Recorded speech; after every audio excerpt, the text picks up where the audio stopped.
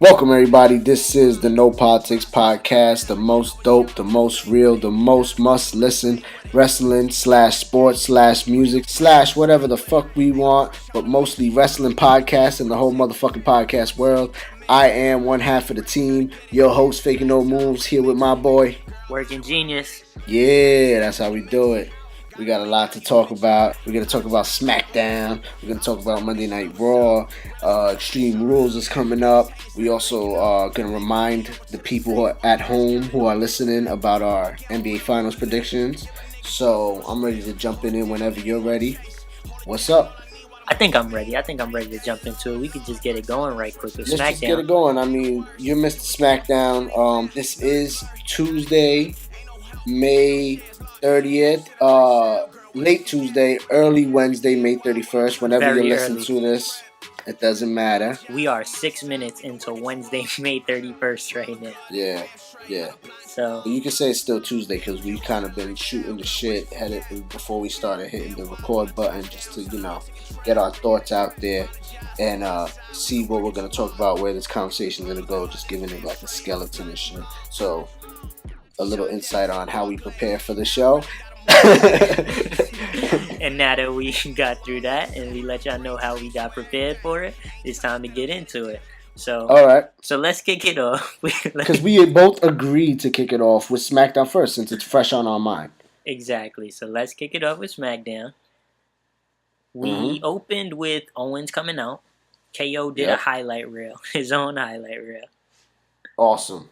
And he talked his shit. Talked about how he's going to do something Jericho hasn't done, which is win the Money in the Bank match.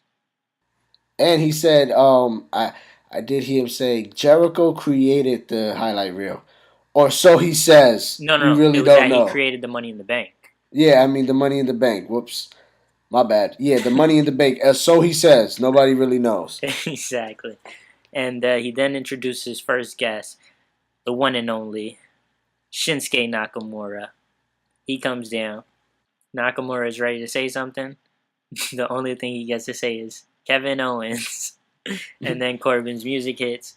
He comes down, talks, pops his shit, shows highlights of the whole Sami Zayn beatdown from last week. KO was like, "You're not a guest. This is my highlight reel." And Corbin says, "So you're telling me you want me to respect your authority?" Which is a throwback to the whole Cartman joke that AJ Styles had a week ago. So that entertained me a little bit.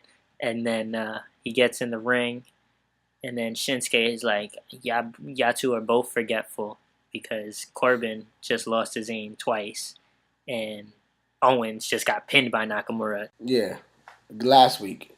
So did Nakamura take the NXT belt off of Kevin Owens? No. Owens got it taken off him from Balor. And then Balor went back and forth with Joe. And then Joe got it taken off him by Nakamura.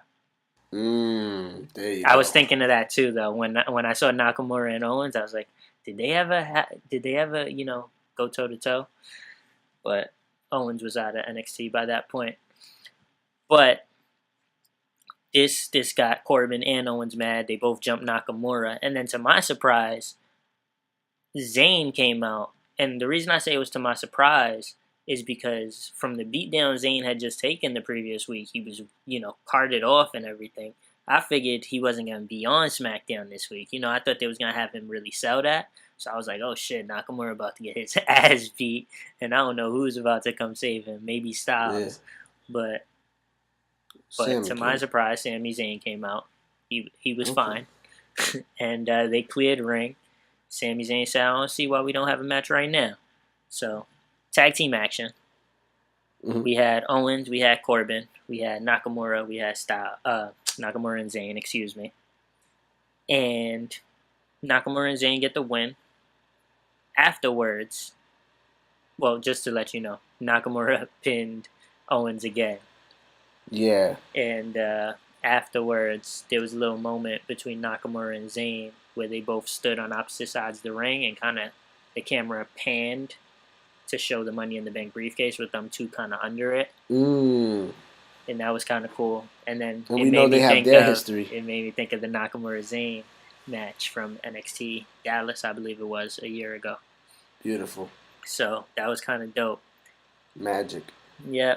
So That's with that, they're just mixing it up, kind of the same way Raw was doing with the Fatal 5-Way, just kind of mixing the competitors up into action, leading up to the Money in the Bank match. So nothing too crazy about that. Until then, we're just gonna have good action with all these people mixing it up. So not too much to say about that. From there, we got some Usos. Yep. We got Usos coming down to the ring. Yeah, and they had a good promo about how you guys thought who was the first child? The American Alpha was gonna win. Nope. You thought Breezango was gonna win. Nope. Y'all thought the Atlanta Falcons were gonna beat the Patriots. Nope. Shut up. Nope.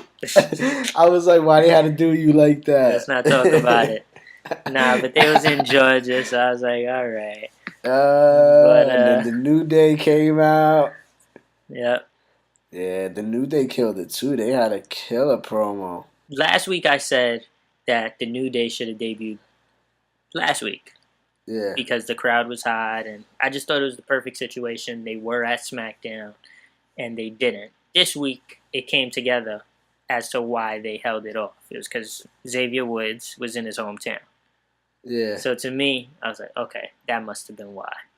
So I don't mind it as much, but... And the Usos say, y'all must be confused. We got SmackDown on lockdown. Yeah, this is tag team our penitentiary. Yep. The Uso penitentiary, and I love when they say that too. But New Day has something for them. New Day was like, whoa! Their face was like, yo, we know what happens in penitentiaries. Yo, that was hilarious. Yeah, they went through with their little booty warrior references. Yeah. If you ever seen the Boondocks, or if you know about that, the famous convict that goes by the name Booty Warrior. They said they likes the tag team titles and they wants the tag team titles. Yeah. And they can do this the easy way or the hard way. Let's go. Hit them with the lines, cuz. Those are the lines. What else they said? They were on fire.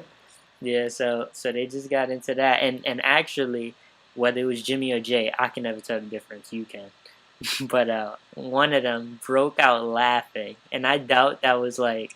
I feel like there was no. The one on the right or the left? The one on the right. That was Jay. How do you know? Jay was the one going. He said, "Did y'all skip down the yellow brick road and get lost?" How do you know the difference between them? I just know the difference because I don't know. Watching Total Divas. I was gonna say you watch too much. Because I know who's Trinity's husband and not, and I was looking. It's the way they grow their beards is different too. Okay, yeah, I know that, but I just never cared enough to be like, oh, which one's the one with the beard and yeah. So, but regardless, one of them just broke out laughing, and I was like, "There's no way that was on purpose. He probably just couldn't hold it." Yeah. But hilarious segment, dope segment, and I'm excited for that. Me too. New Day Usos, that should be good for sure. And we got a couple weeks to build it up. We need that. Money in the Bank's gonna be lit. Yes, sir. So next up, it was already about 9 o'clock at this point. We had Fatal 5-Way Women's #1 contender match. Yes. That never got started. Yes, but I did not mind the brawl that took place instead of the match. Yeah, it was really good. It was fucking dope. Everyone was hitting their best shot. Charlotte hit the moonsault from the top rope to outside of the ring on Natty and Tamina. Put Natty through the announcer table. And I love the setup for this because they kept building this up. Like, they built it up in that small segment. You know how in a match you storytell and you build towards a spot? Mm-hmm. This wasn't even a match. They were just brawling outside the ring. And they were all building to that announcer's table spot. The one I'm most happy for being in this match, I don't want It's to talk about Carmella. it. Okay. But no, this is why. Because all the other four girls in that match, you all know they could wrestle their ass off. This is a big opportunity for Carmella. And I feel like she's holding her own, and she's really proven to be all right. She's decent, and I think she's just going to get better, especially being in there with the, elite talent that she's in there with. Natty, Becky, Charlotte. It's going to be, I look forward to this. I mean, Absolutely. what's coming up? I agree with you there. I think that was a great point. The reason I was about to cut you off, to the listeners, if you don't know, my partner here, Faking No Moves, has an unhealthy, I'm gonna call it an unhealthy obsession with Carmella. He's again making hearts towards the camera as we speak. It's beaten. This is an issue for me. It bothers me sometimes. I can't take it sometimes. It's alright. But back to the Brawl. No, I totally agree that this is an incredible opportunity for her, and I'm glad she gets it because, to me, I like Carmella. I think her heel work is dope. I don't mind her on the mic. I think she really improved on the mic. She hasn't been on the mic as much lately, but when I've heard her on the mic, I've enjoyed it. I didn't think it was as bad as it was when she first began. And the only thing that troubles me is she still doesn't get like a pop every single time. You know what I mean?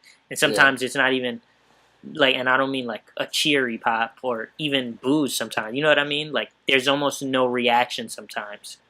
Yeah. And sometimes Ellsworth takes all that heat from the boos that by the time Carmella comes out after he kind of intros her, the crowd is just kind of like sitting there. I mean, you know what's going to happen? As soon as she turns on Ellsworth and beats him up and becomes a good girl, you know what I mean? The girls are going to look up to her. They're all going to pop for her. The little kids are all going to cheer because everyone hates Ellsworth. You think that's the plan? That should be the plan. That Carmella's going to turn face? Yeah. I mean, I wouldn't expect it soon eventually. She's going to be, if she can turn into a baby face that the kids and like fans really get behind, she's going to be money. Okay. She has a good look. I let's not get into looks again. No, this is all business. Okay, but back to the Brawl. So they set up that announcers table spot so well. A few of them went over to it and cleared it off. Tamina did it. Natty did it. Charlotte did it. They all went to that announcers table to kind of clear it off, like they were about to, perform a dope spot on it. And that just built it up so well to the point when Charlotte finally put Natty through it. It was awesome. Crowd was chanting "Holy shit!" Everyone was into it. I know I was. I thought that was a great segment. Beautiful, beautiful segment. And then Shane McMahon comes out. Yes, sir. And says, since this match can't get started, why not? Why don't we just make history? Do something that's never been done before. And he announces the first ever women's Money in the Bank ladder match. Yeah, and you know how I felt about the women's ladder match. I've been talking about it for so long. You saw it coming from a mile away. Yeah, I've been hoping for one because they have so much talent in these women's divisions, and it's like a lot of times they don't know how to build stories for multiple women's feuds. I don't think there's gonna be crazy spots like DIY. No, I don't think it's good. Well, okay. Well, no shit. Because these women can get hurt, but I expect something. But it's a good step in the right direction. Yeah. To actually have one before taking it to that next level. Yep. But I thought with all the talent that they've had and their struggles to get multiple feuds going within a women's division, SmackDown has actually been solid at it.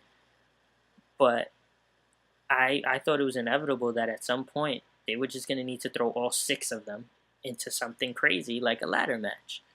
And I thought they were going to do it for Mania instead of having that. They had like a 6-way SmackDown match at Mania, right? Some shit like that on the pre-show. Or did they move it to the main show? On Mania, they had the 6-woman as the co-main event.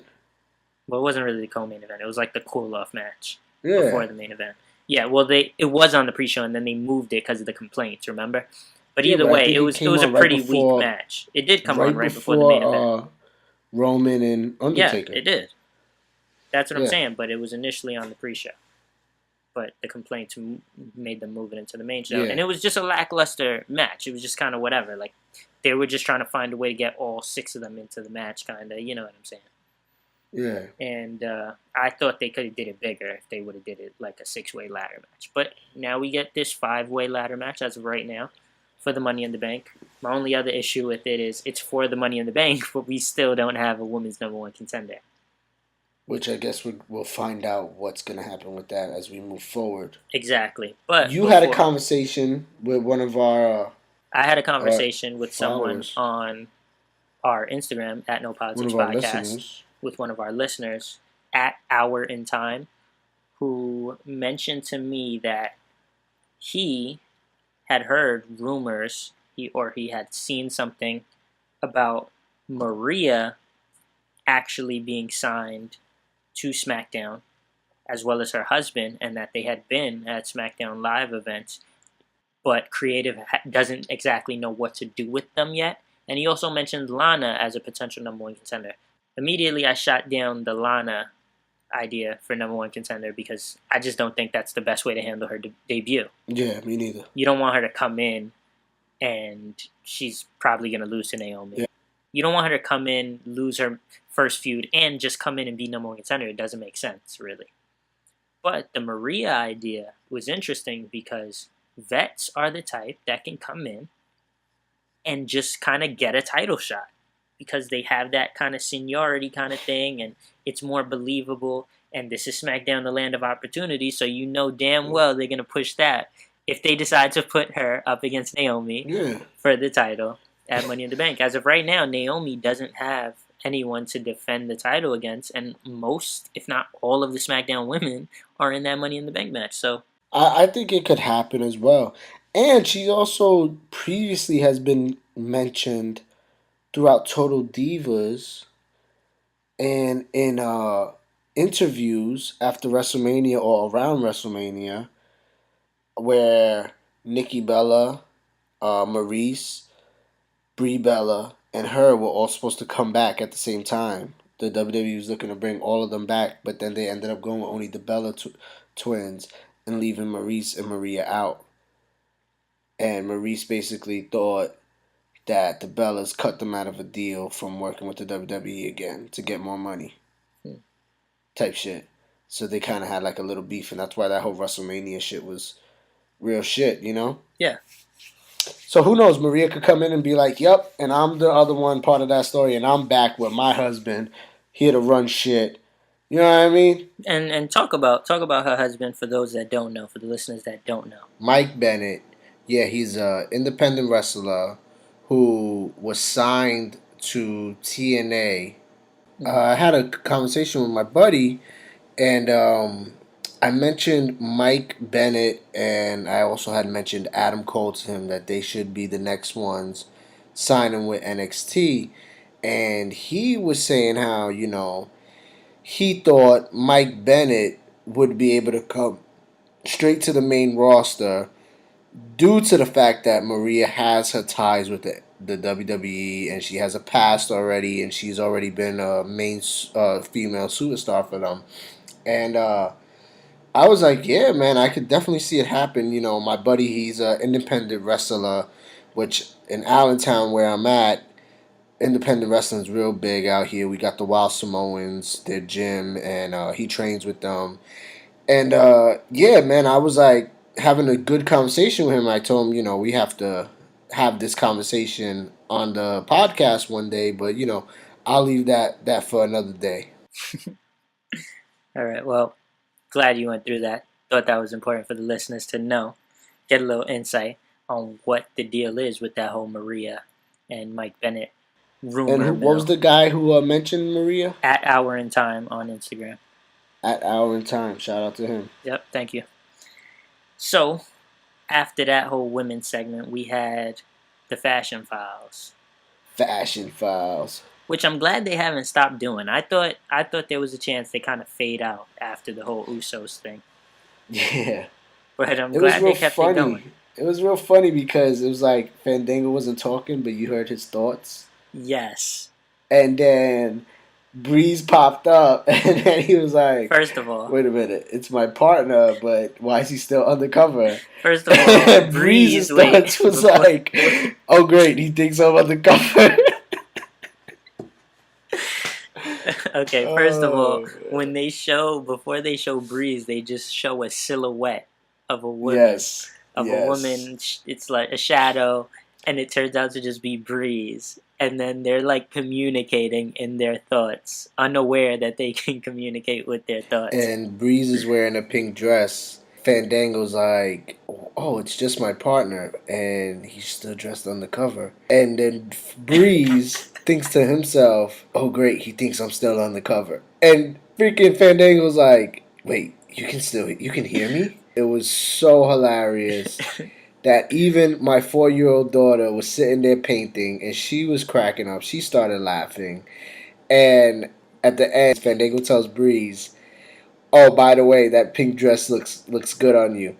And my daughter looked at me with this funny face, like, "What? Like, what's going on here?" But like, she was still laughing, and it just goes to show that if even a 4-year-old can comprehend and laugh at what you're Yeah, doing, that just shows how yeah. entertaining you are. So they talk some shit about Cologne or something, and it's set up for their match versus the Colognes, which was a pretty quick match. As soon as they came out, like I automatically thought Breezy Bella. Breezy Bella's back. Breeze comes down. He's wearing another costume. Yeah. They enter the ring. It's a tag match. The costume gets ripped off. At some point, Fandango squirts, I believe, Primo with the water gun for a distraction. It's a lot of the same shit.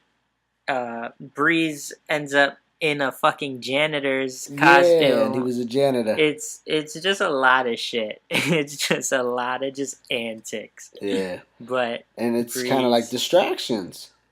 Yeah, exactly. And Breeze and Fandango get the pin and get the win. Yep.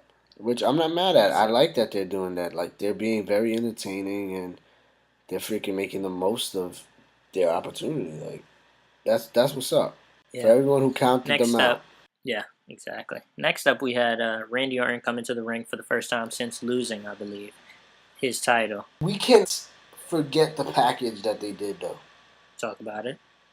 It was amazing. The promo package for Jinder Mahal, where they showed all across the world and where he's from, like and them talking about it on the news and stuff about how he became the champion. That shit was dope. I really liked it, and it just shows like They're where they're showing. with the They're money. securing the bag right now. Yeah. WWE is securing the bag right now. They show that they have faith in Jinder.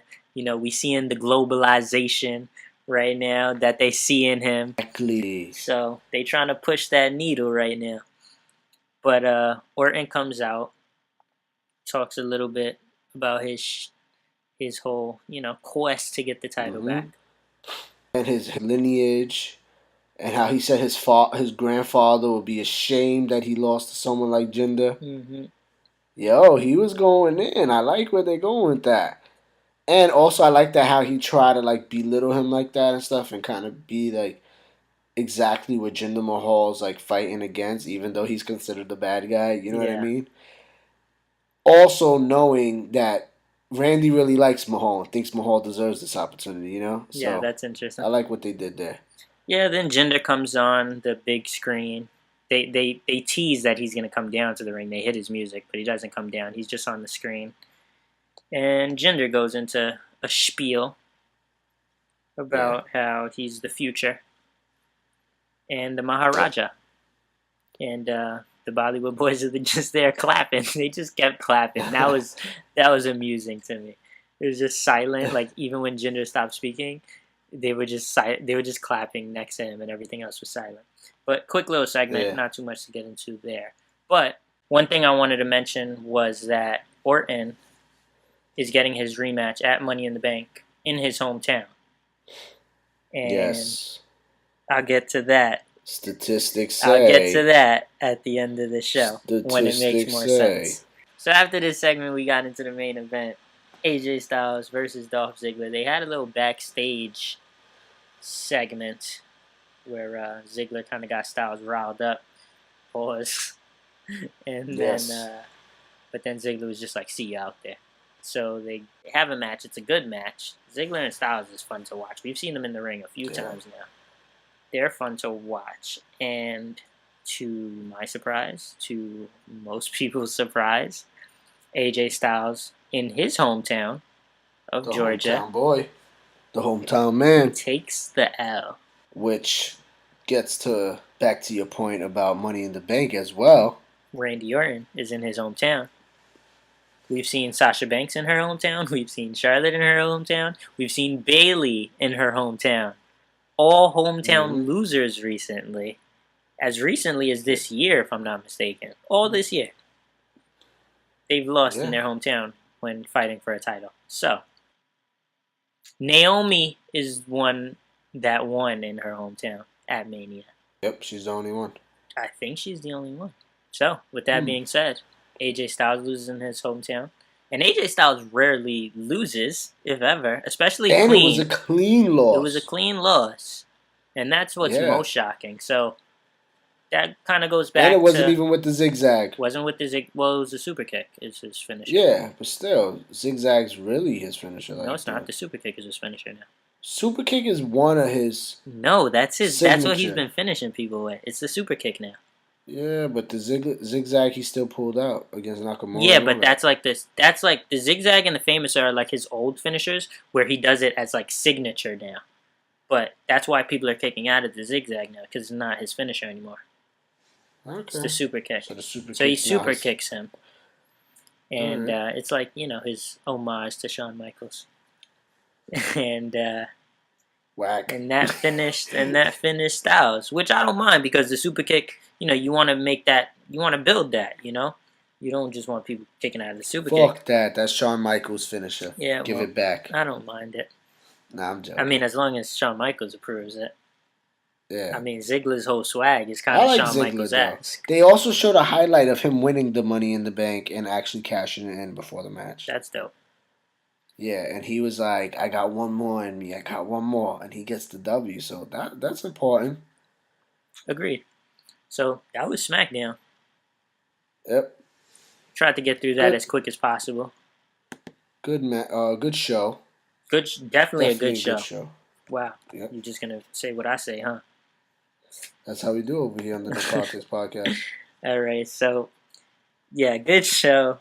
I thought there weren't any bad segments. We went through every segment. Usually we'll skip the segments that, are lackluster, but we actually went through every segment. So, good show. With that being said, the focus this week is on Raw. The focus this week... and we got a pay-per-view coming up. The focus this week is on Extreme Rules. So, we're going to get into our predictions right about now. So, as always, we're going to start it off from least significant match to most significant match, based on how we feel about them anyway. So, let's start it off. What do you think is the least significant? Let's get those out of the way. I would start off with the first three. Apollo Crews versus Kalisto, Goldust versus R-Truth, and Sasha Banks and Rich Swann versus Alicia Fox and Noam Dar. Here's the interesting thing. The interesting thing to me is I asked for least significant, and you gave me 3 matches. That means there are 3 potential candidates for least significant on this card. And those 3 matches, if there are a total of, 8 matches on the card? Yeah. 3 of 8 have been labeled insignificant. I mean... already. Not a good start for Extreme Rules. But let's get into these predictions. As always, we have our little competition every pay-per-view. I mean, honestly, I could just give you my predictions right now. Like, just based off Apollo Crews, Goldust, Sasha Banks, Rich Swann. Straight up. Like, no talking about what goes into these thoughts of why they're going to win. Just pick it. I'm going to go Apollo Crews. I'm going to go Sasha Rich Swann. And I'm going to go R-Truth. Interesting, because Sutton was telling me R-Truth, but I still went with Goldust, especially since he's going with the bad guys.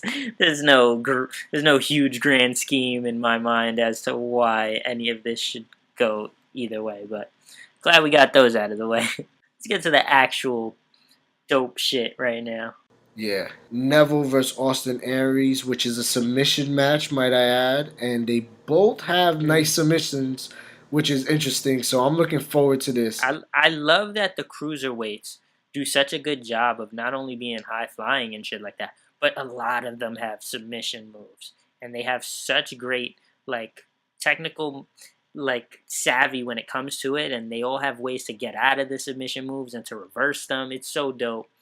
And I appreciate this submission match. So you want me to make my pick first? We have to go with who's going to walk out with the belt. Exactly, when it's a title match. Because I previously had picked Austin Aries to win, but he technically did get the win over Neville, but he didn't walk out with the belt last match. Because of who wins versus who actually walks out with the title. I think these guys are actually the birth of us putting the stipulation who walks out with the title, because... Was it Neville Aries at Payback that got this started? Yep. Yeah, so they're the reason we had to make this rule, because sometimes we'll say someone wins and then they'll win, but that person will win, but they don't walk out with the title. I.e., Aries beat Neville, but Neville got himself disqualified. So it was almost like Neville still won because he walked out with the title. Yeah. Anyway, my pick for this match to walk out with the title is Austin Aries. Okay. It's about that time. It's been back and forth. It's either Neville beats him and that's the end of this, or Aries finally beats him, walks out with the title. Yep. So I got Aries. I got Austin Aries as well, and I totally agree with you. I appreciate the fact that this is a submission match, and I really look forward to this match. Like, my whole thing is, I've been had Aries to win. I picked him last pay-per-view at Payback to win. He technically did win, like I said before. I picked Neville to win at WrestleMania, and I said Aries will get the rematch. This is the rematch. Well said. And there's no way he doesn't walk out with that belt. What's next? Intercontinental Championship match. Dean Ambrose defending his belt against The Miz. With the stipulation that there is no champion's advantage. If Ambrose is disqualified, he loses the title. Which is interesting to me, because I, earlier before the podcast, mentioned the fact that Maurice can literally come into the ring, smack The Miz, get Ambrose disqualified, and Miz leaves with the title. It could literally happen just like that in 10 seconds flat. So this is kind of weird, and this came from The Miz going to Angle and asking for this stipulation after he cost Ambrose his Raw match against Elias Sampson. Which is weird, because this is almost like it's helping The Miz. Meanwhile, The Miz is the one taking advantage of this. You know what I'm saying? So it was weird that it was even granted, but I'm not even gonna bother with that too much. My pick to walk out with the title. This is tough. You make the pick. I picked the last one. How about you go? You tried to get one past me. I look forward to seeing what's going to happen in this match. It's weird because I kind of want to just pick Miz. That's the way I'm thinking. And then I'm thinking, I don't like Ambrose with the title. Ambrose could easily retain that. Yeah, the stipulation is throwing me off, but at the same time, like... Something tells me Dean can easily retain, but I think I'm going to go with Miz. I feel, honestly, Dean Ambrose needs the belt more than the belt needs him, and Miz doesn't need the belt as much as the belt might need him. He elevates and I believe everything the Miz is saying when he says he elevates the belt. And I loved his promo from Monday night when he said, as soon as I get that belt, it will be the official worldwide tour of the elevation of the Intercontinental title, which I fucking love. I believe it 100%, and that's why I gotta go Miz, man. To me, this stipulation doesn't help Ambrose at all. Miz can easily also get disqualified, and then he doesn't win the belt, and the stipulation means nothing. But I don't know how he would get disqualified or what would happen, but it's very interesting, like I said. Miz has nothing to lose. So it's kind of like, I don't know. It makes me feel like, are they going to go with a situation where Ambrose wins against these odds, where the stipulation is against him, and end this feud with The Miz? But to me, The Miz absolutely needs the title. To me, they also want to get Ambrose freed up from this IC title shit and to put him with Rollins and Reigns and to get that whole shit started. So Yep. I'm going to go with The Miz. So we I both really got The want Miz. him to have this title anyway, so I'm going to go with The Miz. All right. Moving on. What do we got next? Women's title match, kendo stick on a pole, which I guess is better than Viagra on the pole match. Kind of a weird if stipulation, but if you're I like familiar the with build that. towards it. You know, they've with the kendo sticks. Alexa has been, oh man, every time she swings at someone with that kendo stick and connects, it seems brutal. Let me just say, I love Alexa. Okay, first of all, you don't get to say that. You don't get to say that before I say it. So I love Alexa Bliss. I'm gonna edit you out saying it. In fact. I seen, brief moments of the build with Alexa beating Bailey with the stick that first week, and then going to beat, or did she beat Mickey James and then or almost Bailey came out? Yeah, she didn't actually beat Alexa with it because Alexa rolled out the ring before she got to. But since you did miss this past week, before you make your prediction and before I make mine, let me fill you in. I did say that the build has been kind of dope. I like the kendo stick introduction. So while the stipulation of the match, kendo stick on the pole, is kind of weird, it makes sense with the build. But this past week, Alexa Bliss had a segment called Bailey's Life, where she just went through like parts of Bailey's life. You know, had her teacher there, her ex-boyfriend, her ex-best friend. Like down to the ring? Just shit like that. Yeah, and it was... Wow. Yeah, it was like reverse McFoley The Rock. It was terrible. It's just not funny. It was almost like, remember, I think, didn't Charlotte do this to Bailey as well? Yeah. That letter. Yeah, it's... I hate... Younger. Stop going this route with attacking Bailey. Like, there's got to be other ways to do it. This is terrible. It was terrible. I would tell you have to see it, but you do not have to see it. It was not good. Aside from that, though, I've liked the build. Who's your pick? I think it's Alexa's match. I got Alexa walking out with the title. Yeah. Last week I thought that Bailey did hit Alexa for some reason, but she didn't. So I think they're kind of building towards that. But the whole thing with this match is that you have to get the pin to win. And whoever gets the stick first, I guess, gets an advantage, but that doesn't mean you win. You know what I mean? Like, the stick can easily get taken away from you. So that's interesting. Yes. I wonder if Bailey's going to get that, like, aggressive side out of her, or is Alexa Bliss just going to get to the stick and beat her ass and get the W? I don't know, but it kind of is intriguing. I got to go with Alexa Bliss as the champ retaining. I don't see them just flip-flopping the title back and forth. The point I'm making, to my knowledge, is you can get the stick first. That's just the advantage, though. Getting the stick does not mean you win the match. It just means you got the advantage first. So I could see a situation where Bailey does get the stick first, pause, and then either hesitates to hit Alexa and Alexa takes advantage, or Alexa simply manipulates Bailey into getting the stick and then getting it from her. That's what I'm picturing. I do think Bailey does hit Alexa, though. I just think maybe on the second shot or something, she hesitates and Alexa takes advantage. I got Alexa walking out. You got Alexa walking out. Next up, we got... But yeah, moving on. We both got Alexa. Next match, which to me is like my number one match.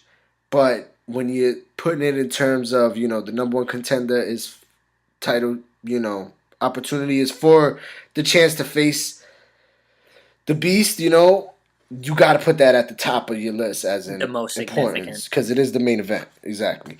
But to me, I'm most looking forward to the tag match, the steel cage match, the Hardy Boys versus Sheamus and Cesaro. This is an opportunity for Sheamus and Cesaro to get nasty. They're hard hitters. And the Hardy Boys are the veterans, the extremists. Who has a better track record or winning record at Extreme Rules than Jeff Hardy? Come on. How can you go against the Hardy Boys? They're in their element. I gotta go with the Hardy Boys. They are the champs. I don't see them losing the belt, but at the same time, it's like, what's next for them if they do win?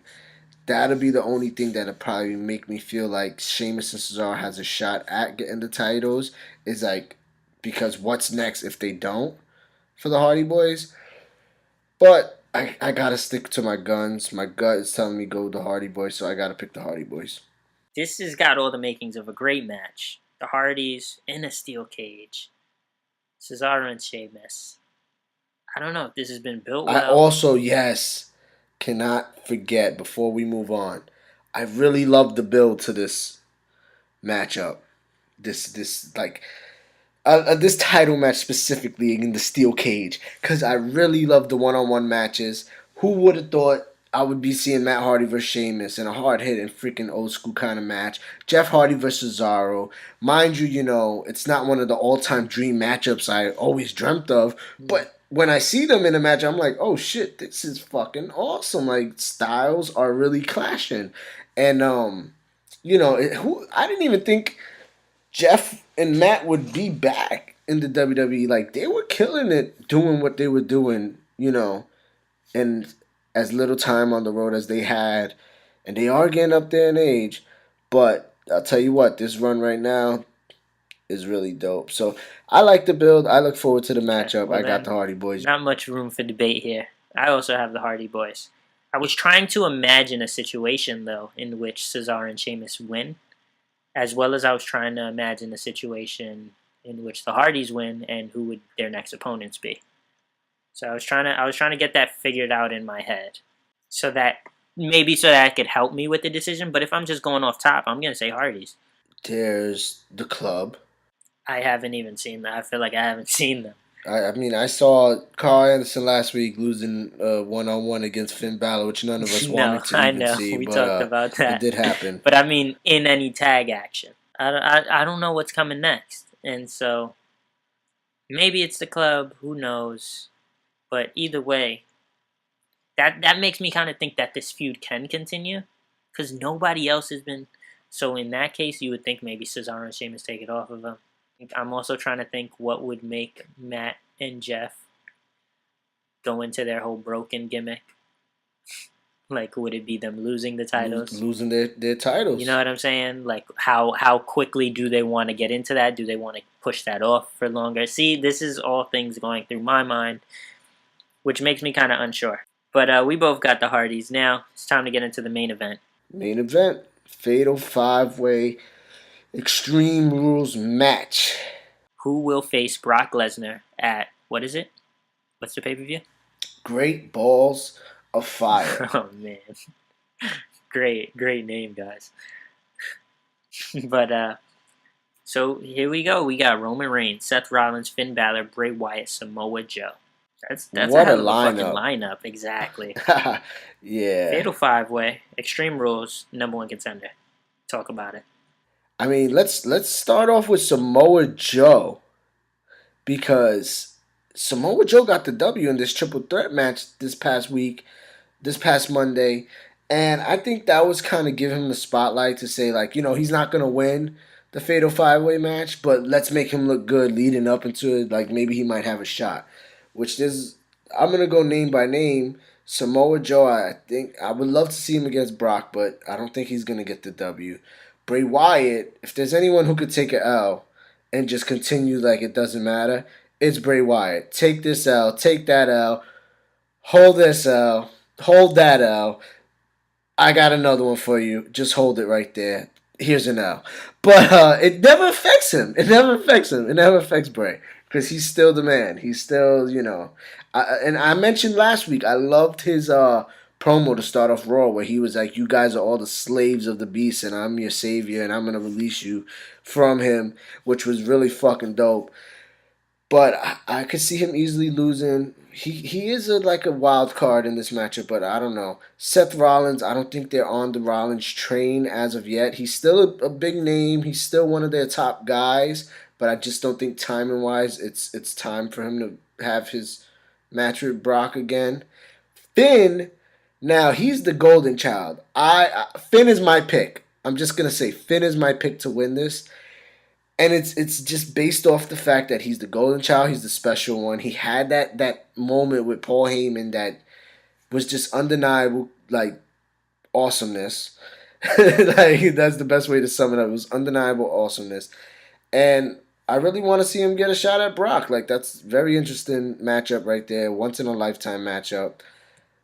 I gotta pick Finn. But then we also have Roman, who's another wild card, and he's also like a golden boy, a so-called golden boy. The only difference is the fans don't choose him as the golden boy. But Roman, he's another. He got the win over Rollins, and he's been looking like he has that badass, I don't give a fuck by any means attitude. It's very intriguing. I can easily see him getting a W. But all in all, I gotta go Finn Balor. All right. Listen up, scrub. Here's why you're wrong. It is not time for Finn Balor versus Brock Lesnar. If Finn Balor wins the number one contender match, you are essentially saying he's going to go on to face Lesnar and either beat him or lose to him. It is not time for Balor to beat Lesnar. It just isn't time. They haven't been built well enough. Will they have weeks to the build? Sure. Is Balor the champion that never lost his title? Yes. Is the title going to switch hands on Lesnar's first defense since Mania? As well as, is the title going to switch hands at not even one of the major pay-per-views, at this new pay-per-view, Great Balls of Fire? No. I don't think so. And that's why I can't say Balor's going to win. But he can lose. Mean Finn he can can't lose. But he won't, because that wouldn't be smart. It wouldn't be smart to have him lose his whole thing is that he is the champion that has not lost his title. He never lost it. So I just think it doesn't happen yet. I think this gets pushed back.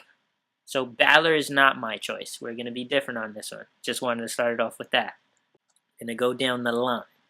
Next up, I got Samoa Joe as least likely to win this match. Samoa Joe is least likely to win this match because I've always thought, back when Lesnar was killing last year, or was it 2 years ago, I always wanted Joe to be the one to take Lesnar out. Because he was the most believable. This was back when Joe was in NXT. He was the most believable, in my mind, candidate to take down Lesnar. Because you think of Balor, he's small. You know what I'm saying? You think of these other guys, and you're like, are they believable to take down the Beast? Joe was that man that I was like, I can see him taking down the Beast. I still want that to happen. And if it did happen, it wouldn't happen so soon. Lesnar is not losing at Great Balls of Fire. That's like the basis for this whole argument. Lesnar is not losing. So I don't think they're going to put someone in the match against him that's going to beat him. It's going to be someone who's ready to take an L. Joe's not going to take an L to Lesnar. Balor's not going to take an L to Lesnar. Not yet, at least. They still need to build both of them up a little more. So neither of them are going to win the number one contender. Neither of them are going to go up against Lesnar. Next up, I got Rollins. They like Rollins. Rollins rarely takes losses these days. So it was a little bit surprising. Or maybe not because it was against Reigns. But he did get pinned clean this past week. Rollins has a lot of history with Lesnar. And I could see Rollins being the one. But right now, they still need to build that up some more. They still do. And it's not yet. I can see Rollins Lesnar at like Rumble or some shit. Like, you know what I mean? Yeah, I can see that happening. See it at something big like that. Not yet. Then we got Bray. Then we got Reigns. Now, this one's tough for me. As I'm speaking right now, I'm not even sure if I made a decision in my head. Bray and Lesnar they've been rumored to have to, or they were going to have a feud, actually. And they were supposed to have a match at some point, but instead, it was at Roadblock a year ago that it ended up being like Harper that fought Lesnar. And Bray was hurt or something, so he didn't fight the match. I don't know if you remember that. Or it was a handicap match or something, and Bray never tagged in. Some bullshit. They hyped it as Bray versus Lesnar. Never happened. Yeah. This has been in the making for a while. Bray is the perfect candidate that they love to hand L's, like you just said. If Lesnar is going to win, Bray is the guy to take that L. The other case is Roman Reigns. But he won't beat Lesnar. But they don't want Reigns to lose to Lesnar, do they? But then there's the other fact that Reigns has his shit with Strowman. And you mentioned Strowman's not supposed to be out as long as they say he is. That being said, do they have this big Reigns versus Lesnar match for Great Balls of Fire? The first time this pay-per-view's ever happened, this is the main event. Make sure you watch this. It's the first one. Reigns, Lesnar. A big-time main event for the first Great Balls of Fire pay-per-view. Just to have Strowman beat him down before the match gets started? I don't know. That makes sense to me. That's another intriguing thing. Strowman can easily play a factor in the outcome. And then the other thing any of them going up against Brock Lesnar. Mm-hmm. So who knows? Because I feel like Braun might want to make it a point like I want Brock as well. I don't give a fuck who got the number one shot. I'm gonna take them out as well. Before we saw him go away, he said he wanted Brock. So who knows? Now here's the other thing. Joe and Rollins still have their thing. Balor was supposed to have his feud with Bray. So does that mean they keep Balor and Bray, and they keep Bray out of that number one contender match? I can see that too. So here's what I'm going to go with. It's been tough.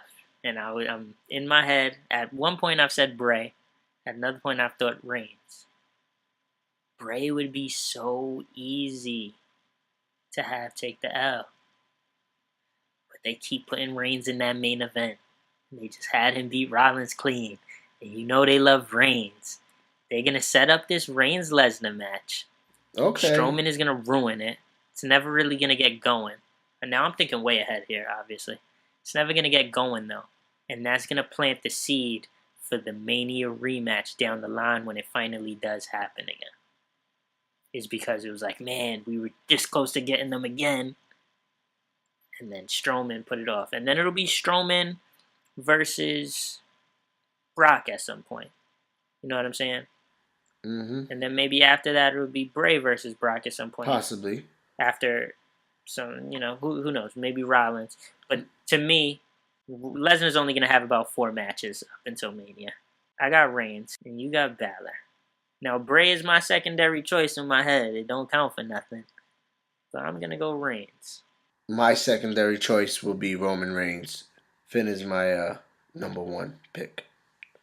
Well, with that being said, that is the Extreme Rules card. That's it for our extreme predictions. Those are our extreme predictions. I don't mind that. But, done with wrestling talk. We hope you enjoyed that. Now it's time to talk about the finals and remind the listeners at home. It's time for another championship title defense. I like that. We talked about this last week. We did. We made our predictions because we figured, man, by next week, the NBA Finals is going to get started.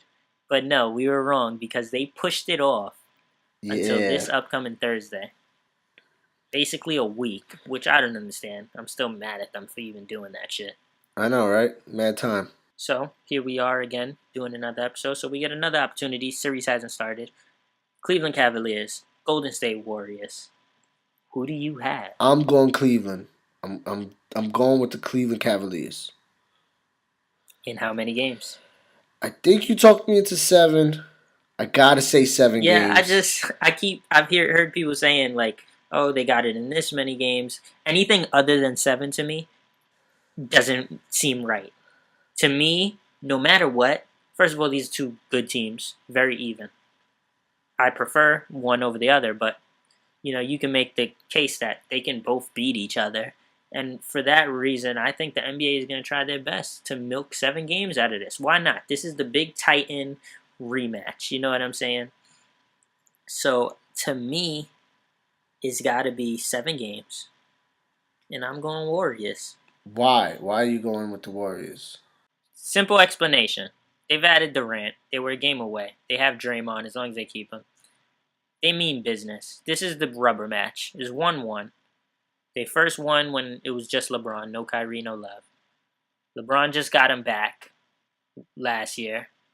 Everyone loves trilogies. LeBron just got him back last year. Some people say sequels get worse and worse. But LeBron just got him back last year. And now the Warriors have added Durant. So now it's time for them again. You know what I'm saying? This is the easiest argument to make. And I'm sure you've heard it before. Warriors were a game away last year. As long as they keep Draymond, they've added Durant. To me, it's a no-brainer. Yeah, I know they got Draymond back. But I just like the way the Cleveland Cavaliers have been playing. I love their chemistry. I love the way they've been stepping up. I think they're really prepared, and they know the task that's at hand, and I think they're all gonna really play their role. It's crazy to say, like, Cleveland just gonna be clicking on all cylinders when Golden State has gone 12-0 throughout the playoffs. They haven't even lost, and yeah, Cleveland has had one loss against the off, Celtics. you can say, a lucky bounce three, which Yeah, they'll be Golden knocking State. down a lot more threes than that one that just beat them. I know, and it's crazy to say, but I think, like I said, they know what's the task at hand. I think they're gonna be prepared, and it's gonna be a good one, man. It's gonna be one for the ages. Like I said, I'm intrigued, and I'm not betting money on this shit. I'm not stupid, but I will say Cleveland 7. It could go anyway. Like it's a fact. There's no one in the world who cannot tell you that it cannot go anyway. No offense to all the people betting money on it. Because he just shitted on ya. Okay. Before we close out, I'm going to just hit you with some things I've heard.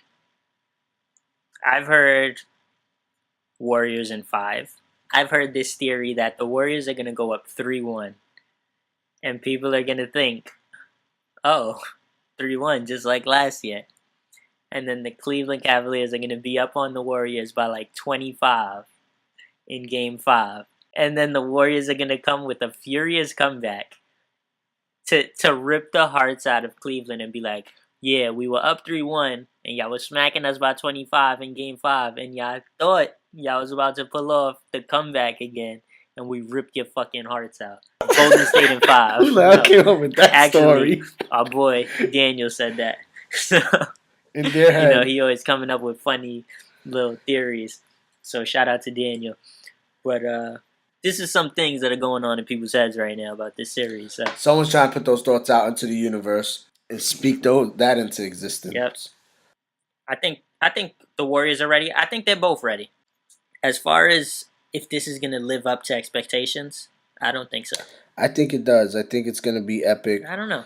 The expectations are so high, though. And everyone, how it goes when everyone believes that this is just going to be the greatest thing ever. It's so hard to reach expectations. But with that being said, we hope you enjoyed the episode. We hope you enjoy your day. We hope you enjoy your night. Before we go, who chokes under the pressure? LeBron or Kevin Durant? LeBron. I think Kevin Durant is ready. I think this is going to be Kevin Durant's moment. I think this has to be it.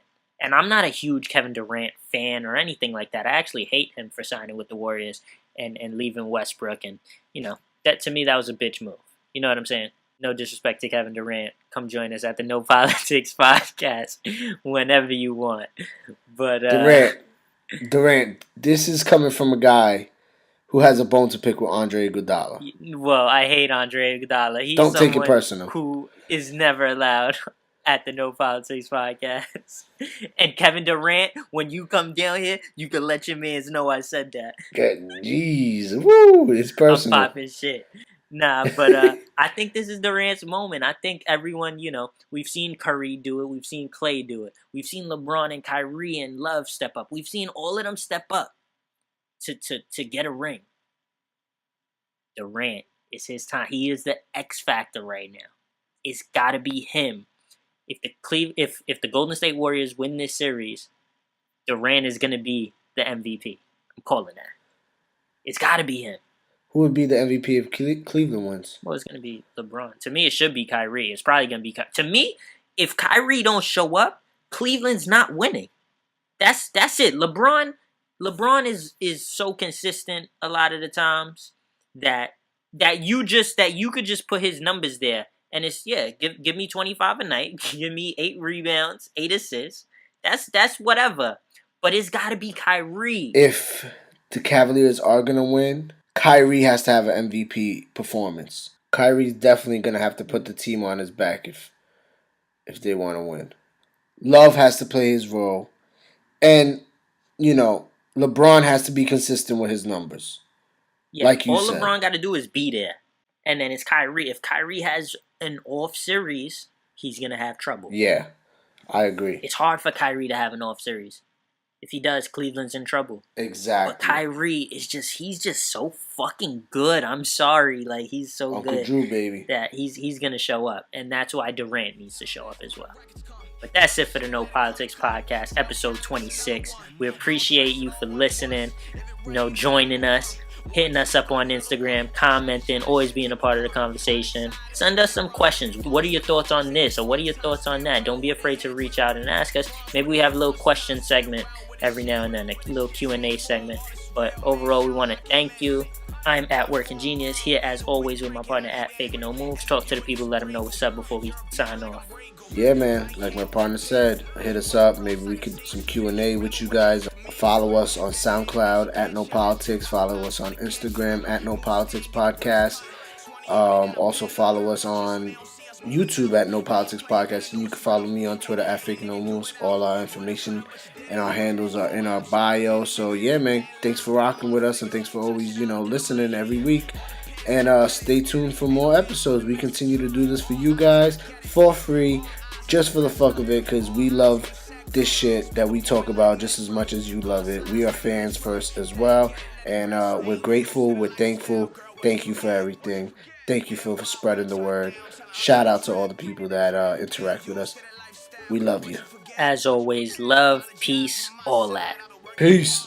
I know, ain't used to the lifestyle, girl, what you forget? And why when I touch down, telling her to take a trip. Apologize for my side, we've been working too hard. I know, mama good in the fam straight, I've been blind too long. I know. Did you say something? You can hear me? Yeah. I said I'm sad Luke Harper and Eric Rowan didn't hug. Okay, well.